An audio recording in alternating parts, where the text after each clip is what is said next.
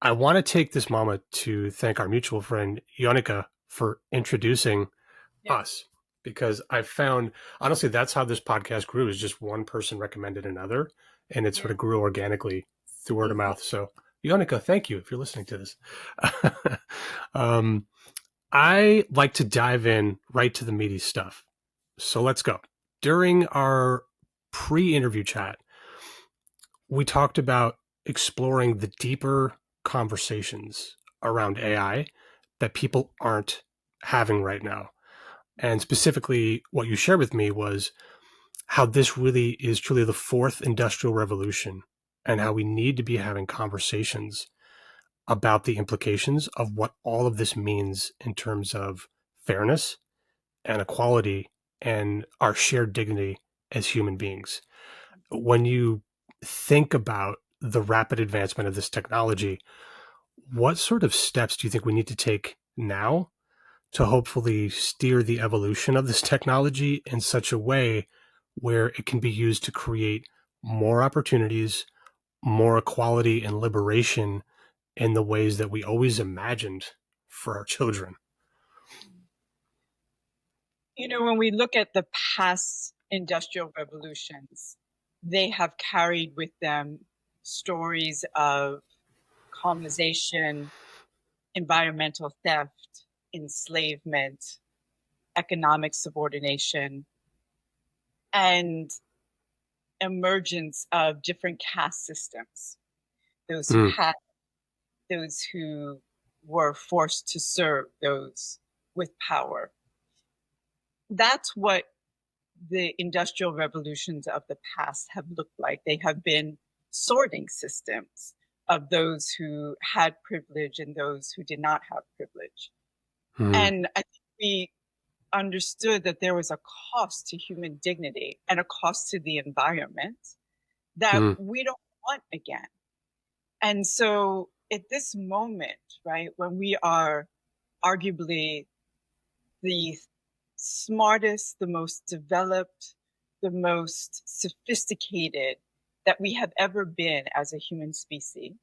What does it mean to say with this fourth industrial revolution, it will be a departure from those before? That this fourth industrial revolution won't be about the reproduction of harm to human dignity, to equality, to the environment. What if this fourth industrial revolution decided to harness this technology and use it for the purposes of opportunity, dignity, equality, inclusion? And mm, fear that that's often not how we are having the conversation. I fear mm, that there is a way in which the risks of the technology, of AI, to hurt us, to harm us, to reproduce inequity, to reproduce racialized, gendered hierarchies. I worry that that might be the telling, as mm, opposed to taking this technology and being able to use it to really think about how do we advance our human dignity? How do we make better our lives? Because there's nothing about this technology that is inherently wrong or unjust or forced to be used for inequity. There's every reason why we can apply our moral imagination to this technology to use it as a tool for us as opposed to against us. And so my hope is that that's where the conversation can go. There's a lot of intensity around this notion of we have to move quickly and break things because we need to out innovate and outpace China. And there's real reason to think about you want the innovators of this most powerful technology to come from frameworks of democracy and rights respecting principles. So I understand why you would argue how important it is for democratic nations to lead in the development and design of AI. But I think part of how you lead in the development and design of AI is to be able to think about this from the place of how does the technology advance our dignity, advance opportunity, advance equity, that is, in fact, how you win this war against those who are the abusers of rights in Hmm. control of the technology. Thank you so much for sharing this, because you're actually giving a voice to this internal feeling I've had watching the speed with which everyone's trying to win, dominate, corner the market. And if I may share a quote, one of your recent LinkedIn posts, just like I think you encapsulated this beautifully. It was about the AI forum, I think co-hosted by the Patrick McGovern Foundation, Aspen Digital. And I just want to share this if that's okay with you. It was especially powerful to be in community with artists and creatives who offered a new portal into AI, not as a technological end, but as a medium for human creativity. Their work, grounded in identity and story, recentered conversation away from the technology itself and back to the creator. They revealed AI as a canvas for moral imagination rather than a tool for extraction or dominance. And the last part of this just gave me goosebumps. Like many of us, I remain vigilant about the slow violence AI can enact, where rights are not shattered in one blow, but gradually hollowed out by algorithms that surveil, sort, and silence. Whew. Yet, while I believe in the urgency of interrogating these threats, I also believe we must be architects of AI's future. If we do not shape this technology, we cede its power to those who will abuse it, and we forfeit the opportunity to wield it for justice. So that was a very large preamble to my question. So thank you for hanging with me. But I think um, what was so beautiful about what you wrote is that it really got me thinking about safety and identity. Yeah. When we first spoke, you talked a little bit about your professional journey as a human rights lawyer and shared something that really hit home for me, which was this core belief that we aren't given our rights. They're not accrued to us by government or by treaty, but by virtue of being in the world. How has this belief shaped the way you parent your three children, especially in these moments where their safety or identity feels threatened? Well, let me just go back for a second to this human rights issue because I do believe in evangelizing on it. You know, Yes. I went to law school in the tradition of Thurgood Marshall, Charles Hamilton Houston. I really believe that um, there were opportunities to reshape civil rights law and be about the work of justice through the law, because the example of Marshall, of Charles Hamilton Houston, were so big in my coming of age. And I got to law school and I was like, wow, I feel like in all that I'm learning, civil rights law has really been hollowed out. And this was Mm, back, graduated from law school in 2000. So the hollowing out process has become even mm, more severe and extreme. Um, and I was exposed to human rights law. And I loved it because of this notion that human rights law is about you are worthy of rights and dignity because you are in this world. It's not mm, about a government that accrues you these rights. It is rights that belong to you because you are in the world, and the importance of understanding where that comes from. Right? So the mm, UN Declaration of Human Rights was established out of the ashes of the concentration camps. Right? After World mm, War II, there was the recognition that the power of the state can place its peoples into ovens. And mm, so, how do we ensure that the power of the state is put in check and that there mm-hmm, is a recognition of the inherent rights and values of the human being? And I have deep respect for that origin story of the UN mm, Declaration of Human Rights, of the emergence of these covenants and tapestries and frameworks and laws that ground our rights in the idea that they are inherent because we are here in the world and seek to put the power of the government in check. And mm, what has been thing is that in the last decade or so, human rights has extended to, it's not only the power of the, the state that has to be put in check, but we also have to look at the tension between the rights of the individual and of corporations. And so a lot of good work has been done in terms of what are the human rights frameworks around the conduct of business. And I got to join Google at the moment where all of that was coming together and really thinking Yeah. about how do we take these human rights frameworks and place them in the context of tech policy and tech product development. So, Wow. side story to Yeah. that. To bring it to the real stuff of what does that mean in terms of parenting? I was like, let's get real personal instantly. Sorry, that's how I roll. Apologies. Flow with it however you like.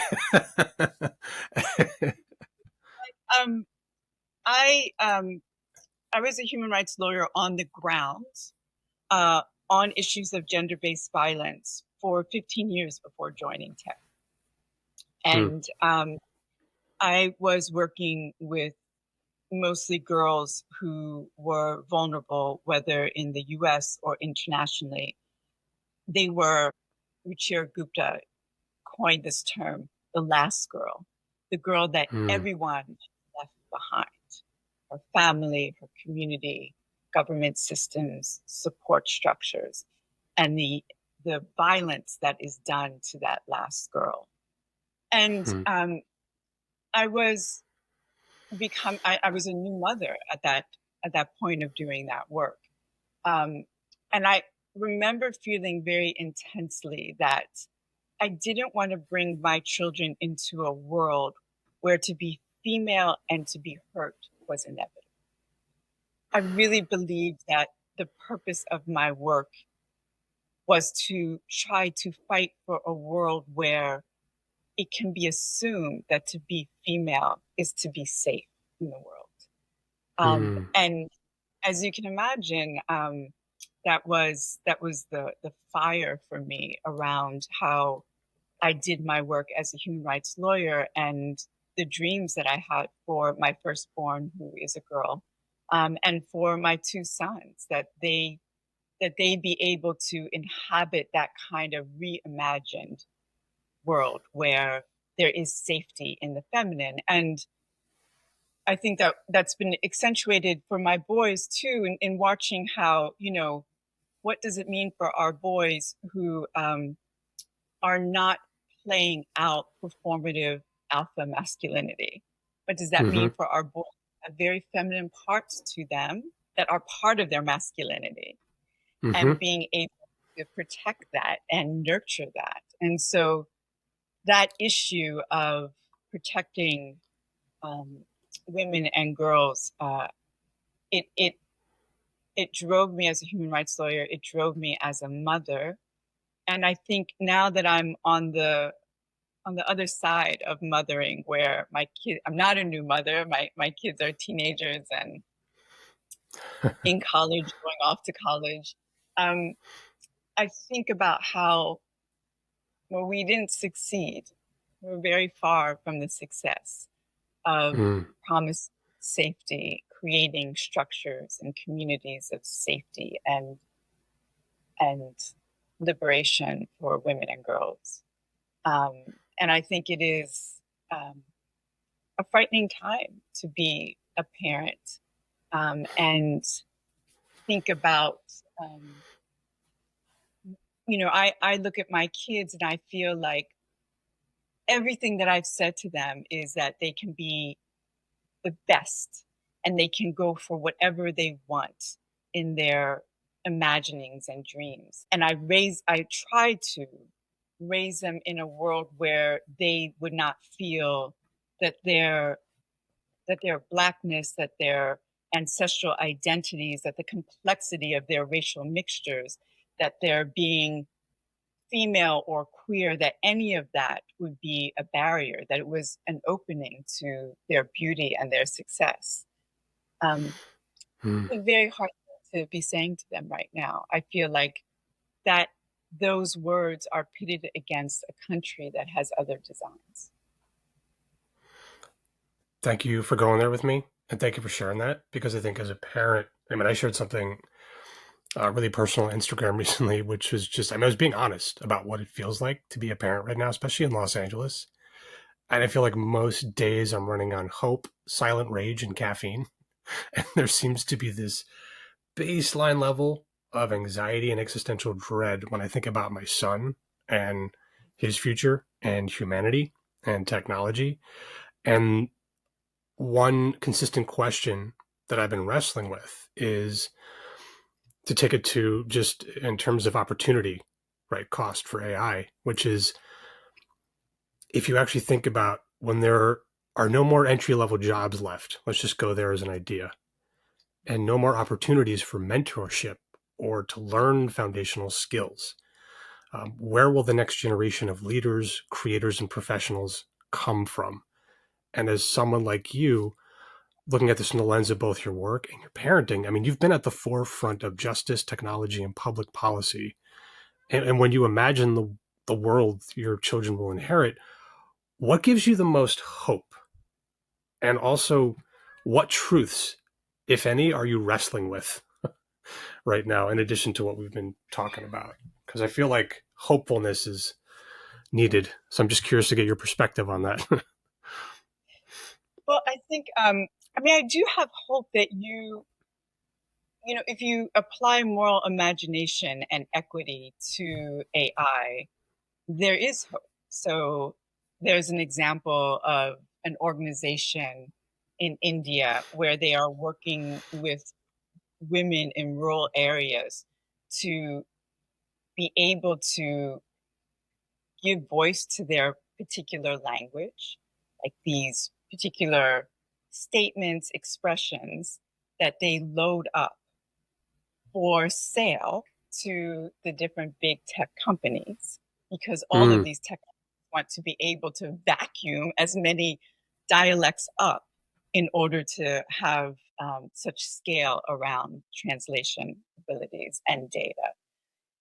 But what they're doing, though, is taking what could be another experience of extraction and theft, and they're setting it up so that when those companies purchase those languages from rural women, the women themselves receive the royalties.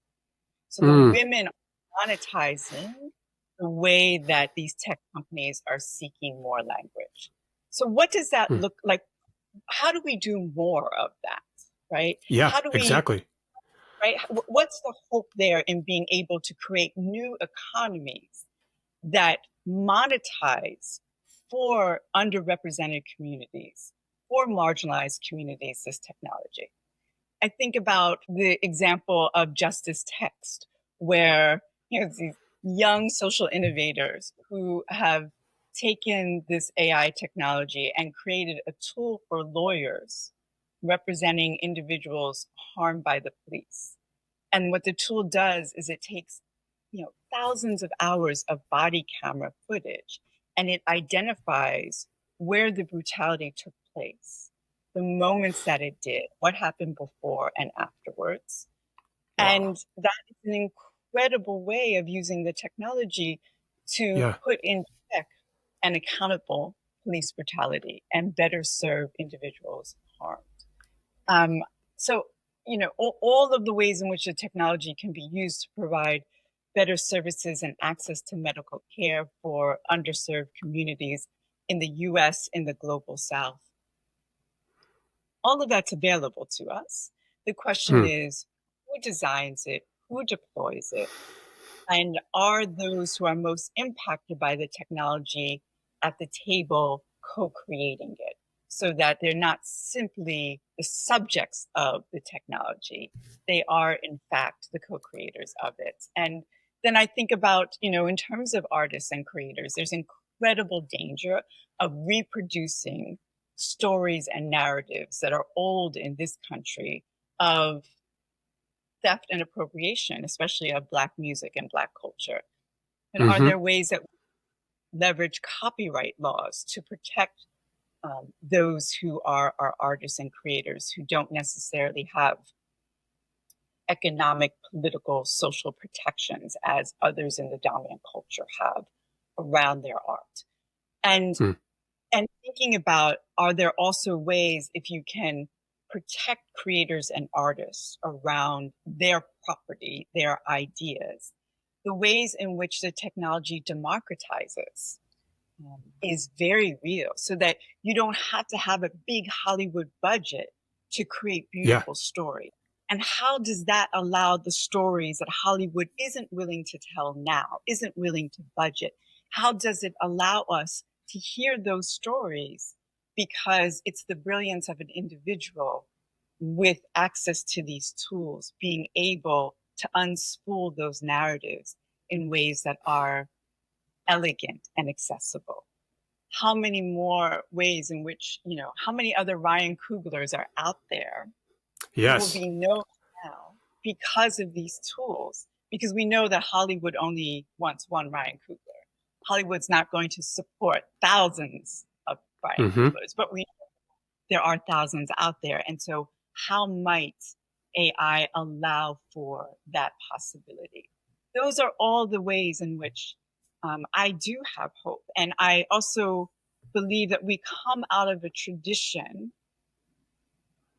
where we have always used technology. Those of us who sit at the margins, those of us who believe in freedom and human dignity, we have always used technology as a way of seeking more rights and freedom and dignity. I mean, I've always argued that there is a through line from Hmm. Mamie Till, who insisted that her son Emmett Till's casket be open so that the Yeah. world would bear witness, right? Because she understood that in that room were photographers and newspapers, which was a form of technology then, and that they Yep. would tell her son's story so that the world would understand what racial terror looked like. There's a Hmm. connection from her use of technology to show racial terror Hmm. to Darnella Frazier, who took her phone and recorded the murder of George Floyd, using the Hmm. technology available to her courageously, taking that video and then sharing it on global platforms. Both those examples, the through line there is how we have always tried to use whatever technology is available to us to seek out, to plead for our shared humanity. And I feel Hmm. like we have to continue to do that now in the context of AI. We can't see the technology to those who don't respect our rights. I This is such a beautiful and powerful idea because I feel like, I mean, I'm seeing a version of this with I focus on the positive as much as I can, where voices are being amplified because of this technology. New artists and filmmakers like Ryan Coogler will get discovered because of this technology and the access it gives them. And I think something that really excites me is the positive lens and the hope, which I heard really great recently. I don't know who said this, but um, hope is defined as the warrior's emotion that just lays waste to all doubt and provides that vital perspective we need to actually move forward. I think that hope and strategy and intention to like do good with this technology is so vital, especially now. And I feel it as a parent just in my bones, like I'm sure you do, Yeah. because this really is the forefront of your work. When are you having conversations about this technology and what it means, like with your family? Because I want to have my son's 9. I can't really have the conversation yet, but I'm really curious. Like, what are some of the conversations that are being had right now at home regarding the potential and power of this technology? Well, it's interesting because my eldest is in college now. So she is completely fluent in the technology, and Yeah. she talks to me. I'm not talking to her, right? She's talking to me about Yep. how she uses it. And she's also taught me as well. right? Because of Wow. course this generation has more comfort and fluency with the technology. It's more they're not afraid of it. It's more integrated into their daily routines. So it's so interesting. It's the ways in which my generation and the generation after me, we really have to be able to um, honor, right? How there is this knowledge and fluency that those who are younger than us, not necessarily in positions of authority and leadership, have Yeah. authority around the technology. I think it's an Yeah. interesting dynamic. Um, so I'm fascinated how she'll use it as her editor, right? Like she understands that she believes in her writing, Hmm. knows that she's smart. She doesn't need to um, acquiesce her intelligence to ChatGPT. So she uses it as an editor. And I think that's fantastic. And I've also learned from watching how she does that. And that's modeled for the rest of the family, for her brothers, that you don't stay away from the technology because it's going to be important for folks to be able to understand how to use it, how to integrate it, how to make Yeah. them better. This idea that I don't believe that the behavior of the school should be like, no, there's no such thing. It's evil. We're staying away from it. I think the Yeah. question is, how do you interact with it, engage in it, so that it is a supporter of your mind. It is a way in which you have a editor, a peer around your intellectual exploration. You have a guide. You have a translator, um, as opposed to this idea of giving up your intellectual sovereignty Mm. to to the chatbot. That I think is the danger, right? Is that we can't give up, whether young people or old people, we cannot give up our intellectual and emotional sovereignty to the chatbot. And so, what does that mean, and what does that look like, and how do we ensure that that's the dynamic? Mm. This is technology where if we don't have conversations as parents and young people, and as policymakers and as NGO leaders in civil society, we risk seeing that, like, the danger of the technology is that it can decenter our humanity, right? Mm. So, how do we make sure that doesn't happen and that we establish intellectual, emotional, spiritual sovereignty over this technology so it supports our genius, it supports our humanity as opposed to takes from it? And that's only going to happen through very real conversations around what this is, not being afraid or running from it. I read Yuval Harari, and he talks about how, there's always something in us as humans that have sought the higher being, right? Hmm. Um, and the risk of that in relationship to AI, and that we can't render AI any kind of God over us. And Yes. in order to make sure we don't do that, we have to demystify what it is, that it's not sentient, that it Yeah. is math, right? It is based on patterns, right? And really being able to, make sure that we go behind the curtain to acknowledge who Oz is, or who the wizard, whoever the guy was Oz the Behind the wizard, like, curtain. right Yeah. behind the curtain, is that there is a curtain here that we Yeah. have to be able to pull back and really understand what the technology is, and not be afraid and not feel made small by it. I what as you're sharing this, I'm thinking about a very specific. I mean, this is a very micro moment where I was sitting down finishing up a project for a client, and it required my brain power to get to the finish line, and I was fighting the urge to go to the chatbot to get me across the finish line. And some element of this thinking, as micro as this was in this very solitary moment, I was like deliberately saying, "Don't do it, Ken. Like otherwise, your brain power is going to wither and die because you're no longer exercising the muscles um, the thought patterns, the creativity that you need to figure this thing out. And it was so simple. I Right. was like, wait, is this where we are right now? Like, is this really happening? It was a weird out of body experience for me. I don't know if you've had those moments at all, but I was just like, what? The whole thing is like we learn from friction, right? We learn from the hard, right?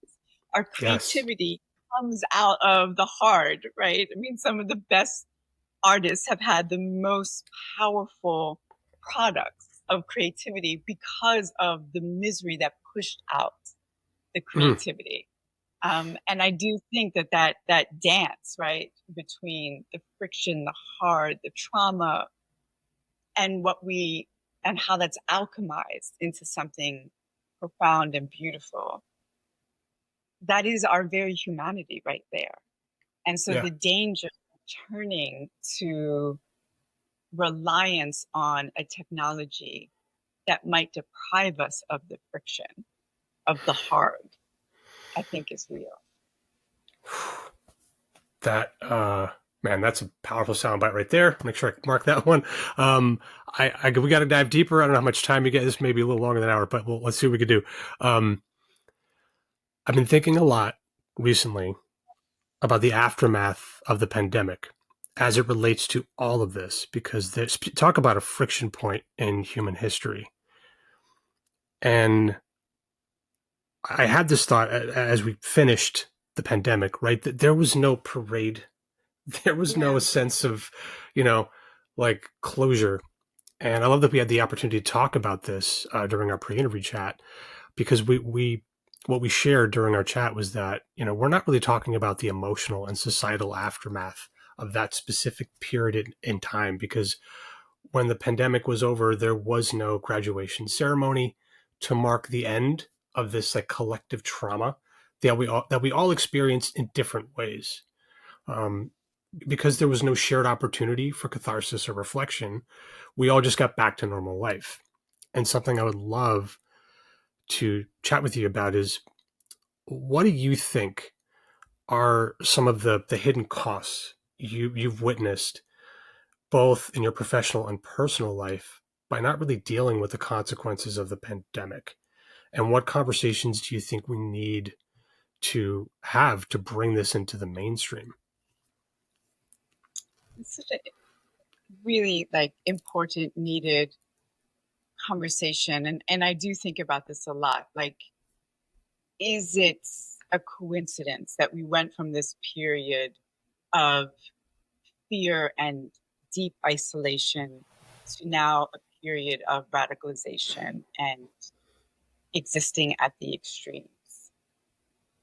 I think about, in some ways, social media connected us during our isolation, but in Mm-hmm. other ways, it also entrenched and reinforced our echo chambers.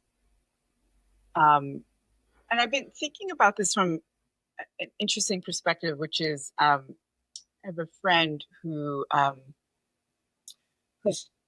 who is moving into the NA space, right? So healing from addiction and talking about what it means to be in NA spaces where there are all these political differences in the room, right? There are Trump voters and there are leftists and there are, you know, pro-Palestine, pro-Israel, right? Like all of it is in the room, but it's not what's at the center. What's at the center is I believe in you getting clean. I believe in your healing, and I want to be part Mm, of that. And I am part of that process, right? So you walk into these rooms where it is about love and healing. And so all of that other stuff is there, but it's not the center.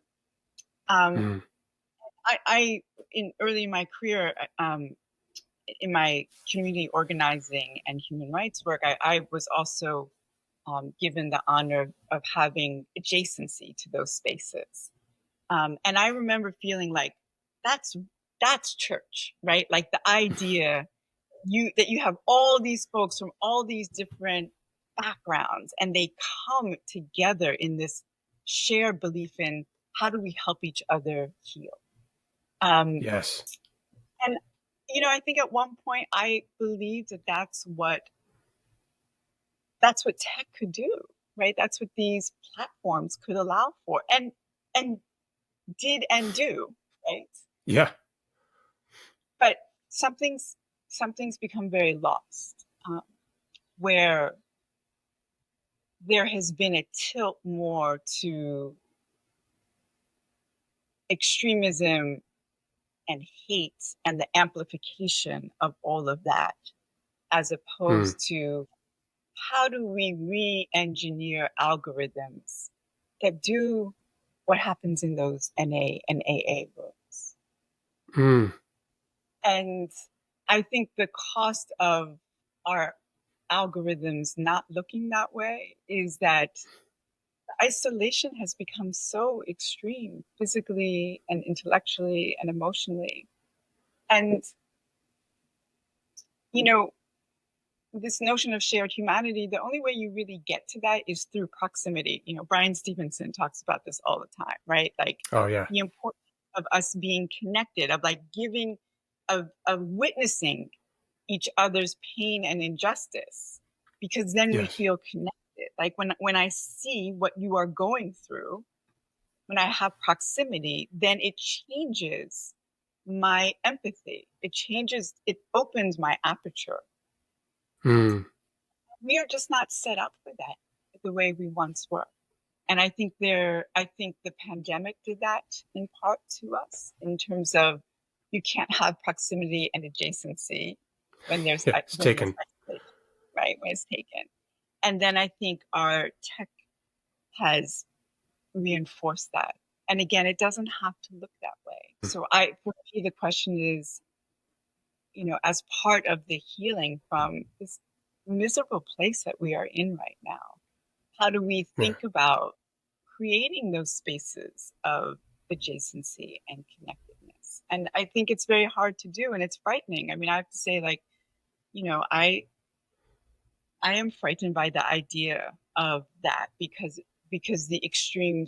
have the extreme smack of violence in a way Mm. that are allowed to be, um, that um, is frightening. And it's not that there hasn't always been violence and terror attached to hate in this country, because there has. Yeah. Um, but I feel it very intensely. This is, again, thank you for sharing this perspective. A lot of this really is catharsis for me. And I'm asking these questions to understand a lot of stuff that I've been trying to process in my end, especially as a parent living in Los Angeles, also seeing some of these marginalized communities. And I will say, um, I've seen some profound things that have restored my faith in humanity, significantly.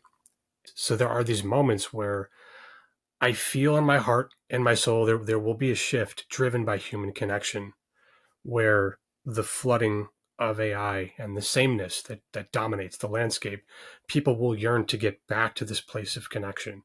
And I don't know if that's naive on my part to be hopeful that with rapid advancement of this technology, we will yearn for human connection once again. And in fact, human connection, I had this thought the other day, maybe that will be the ultimate commodity until it becomes the ultimate necessity, where we're just going to start to crave it, right? Right. Um, Right.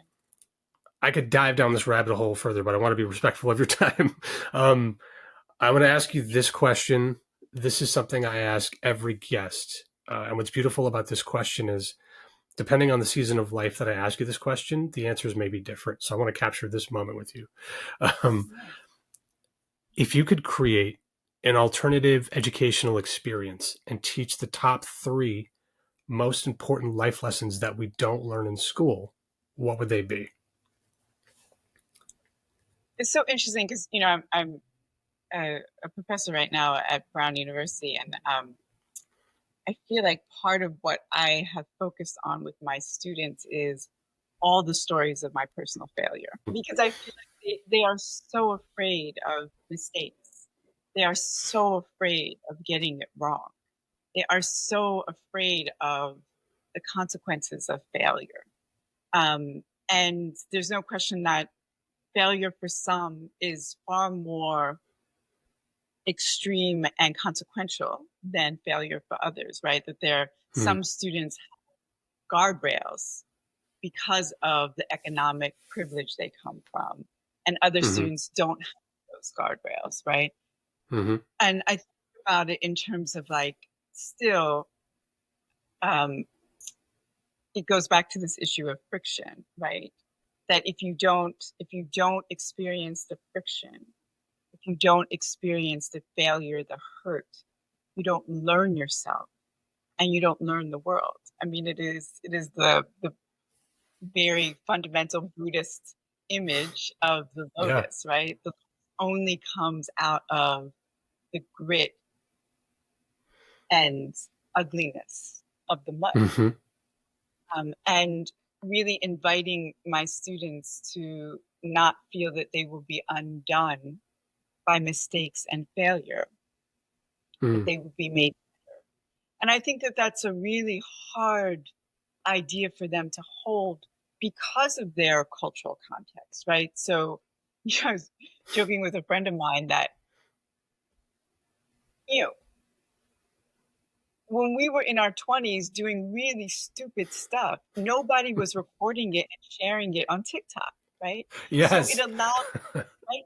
It allowed like a vulnerability that I'm not Mm-hmm. sure this generation is able to feel, because if you are vulnerable, right, you can Mm. be shamed, right? Mm. Your vulnerability can be the place of caricature. And so you don't want to make mistakes. You don't want to seem to Yeah. like not understand. You always have to get it right. So they swipe in the right direction so that they click in the right way. And so really like helping my kids and students understand that the experience of vulnerability, the experience of mistake and failure is fundamental to how we learn ourselves and the world. And what does it mean to allow that to be reintroduced for them, to be experienced? I think that Mm. that's absolutely what I would teach and try to teach. Such a beautiful point. I was having a similar conversation with friends about being at the tail end of Gen X / Xennial, growing up where the playgrounds were designed to kill you. No one recorded anything on TikTok or Instagram. There was so much friction that certain generations had that others don't. And that's such a powerful point, because if you don't have that friction, if there isn't a sense of freedom to be vulnerable, especially with the people you're closest to and your friends, what happens to that space inside the human soul if it's not strengthened and exercised? Like, thank you for touching on that. That would be a school in and of itself. I would pay to go there, to have my son go there. um, It's interesting, this notion that like our hope, our hopes are entangled in our fears, right? Like they're not two separate things, right? It's the same, hmm right? I think that we can talk about, that fear that we have for this generation, but then I can also pull back and see the hope that I also possess for them, because this is the generation, right, that was part of Me Too, that came into their own hmm development of adulthood and sexuality in the context of Me Too. This hmm is the generation that they were the ones on the streets around Black Lives Matter. And I I have hope in what they are able to do as they move forward. So even though I see this part that is about my fears for them around issues of friction, vulnerability, I hmm also they have also given me hope, and I have hope for them because of what they've been able to teach us. mm I asked this question, um, and I asked myself this question during a period of my life when things were very dark, and I use it as a grounding tool. Um, And I think it's important to ask these kinds of questions to get perspective. And it's a little dark, but just bear with me. Um, Oh, if today there was some unfortunate accident and you were aware this was the last moment in your life, what would be your biggest regret at this moment in your life? I think I constantly like feel guilty and have regret that I haven't like had more time with my kids, more conversations, more like joy and um, feeling the radiance of life with them. I think whether I go tomorrow or I go in 30 years from now, that will be the same. I feel that one on a cellular level watching my son grow up from 8 to 9. And I think about this in terms of context of time. What is it when your kids turn 18? That's like 85% of the time you get with them. I'm like, so all we got's 9 years left. I think about this constantly. So thank you for sharing that. Um, in that same breath, what would be your most peaceful thought or realization that you've lived a good life? Um, I feel like, no matter what, our kids are going to have stuff, right? Like, and they need stuff to battle with and struggle through. But I feel like for the most part, I can say their stuff is not generational. I feel like Mm, I did my best to stop a lot of the generational trauma that was part of the stories of my mother and grandmother and others in my family. I feel like I tried to be and mostly succeeded in being an interrupter of that generational. mm. According to Malika, what does it mean to own your truth? So, to struggle with all of those nuances and understand that it's constantly changing and that at the end of the day, it's your truth, no one else's.